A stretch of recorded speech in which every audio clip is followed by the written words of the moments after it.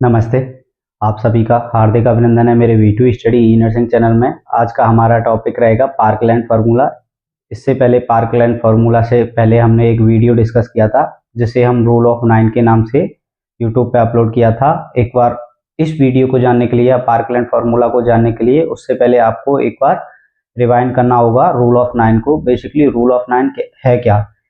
Rule of 9 प्लास्की and टेनेसन 1949 में ये theory provide किया। उन्होंने बताया किसी भी जलने या बर्न वाले पेशेंट में सबसे पहले TBSA पता करना होगा, तब जाके हम किसी भी पेशेंट का पार्कलैंड फार्मूला में फ्लूइड जान सकते हैं कि कितना फ्लूइड हमें विद इन 24 आवर देना है। तो एक बार रिमेंबर करेंगे पुराने वाले क्लास को।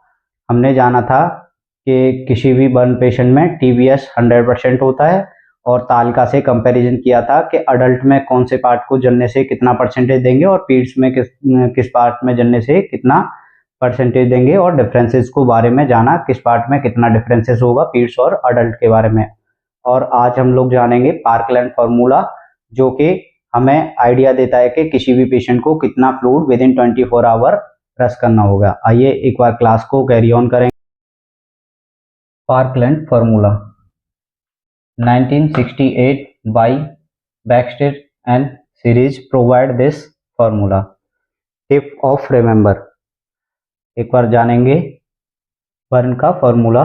4 मल्टीप्लाई वेट इन केजी, वेट को आपको केजी में लेना है, मल्टीप्लाई बर्न परसेंट, किसी भी पेशेंट का बर्न पेशेंट, या फिर TBSA जो कि बर्न का परसेंटेज बताता है। हमने पिछले वीडियो में हमने जाना था रूल ऑफ 9, जिससे कि हमें बॉडी का परसेंटेज पता चलता है। एक बार फिर से उसे रिमेंबर करेंगे।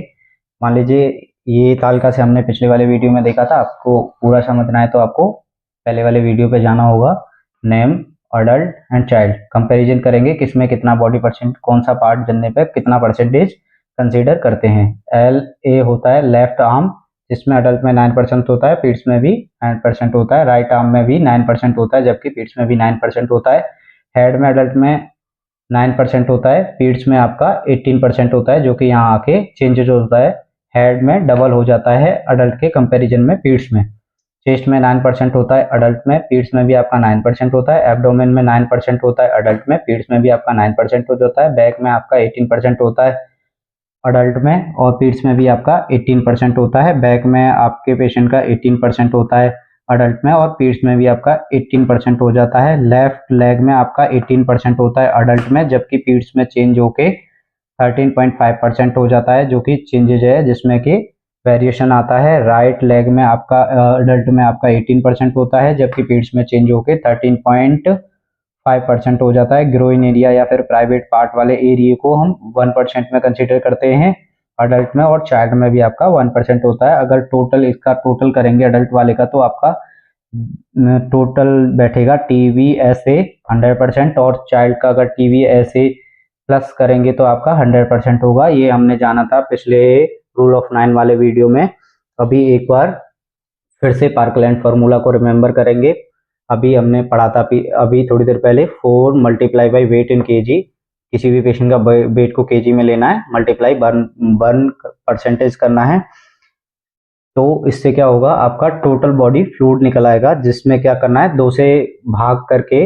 मान लीजिए टोटल आपका बॉडी, मान लीजिए किसी भी पेशेंट का टोटल बॉडी फ्लूइड आ गया, या भाग करेंगे तो आपका हाफ हाफ हो जाएगा। जिससे क्या होगा, जो आपका हाफ फ्लूइड है आपको विद इन 8 आवर में देना होगा। 8 घंटे में आपको हाफ फ्लूइड को रस करना होगा पेशेंट में। रेस्ट जो बचता है उसे 16 आवर्स या फिर 16 घंटे में फिनिश करना होता है। एग्जाम्पल से एक बार समझेंगे। अगर किसी पेशेंट का बॉडी वेट 70 kg है और बर्न परसेंट जो है वो 40% है, तो इसे फॉर्मूला में एक बार फिट करेंगे according to Parkland formula. Example से समझते हैं। 4 multiply by 70 ml multiply by 40, और इजिकल टू हो जाएगा आपका 11,200 ml फ्लूइड निकल के आएगा। इसे अगर हम लोग 2 से भाग कर दें तो आपका जो फ्लूइड आ जाएगा वो 2 में डिवाइड हो जाएगा। फर्स्ट 8 आवर में आपको 5,600 ml देना होगा। नेक्स्ट 16 या 16 आवर में आपको 5,600 ml फ्लूइड पेशेंट को देना होगा। यही आपके पेशेंट में यूज किए जाने वाला टूल है, जिसे हम पार्कलैंड फार्मूला के नाम से जानते हैं।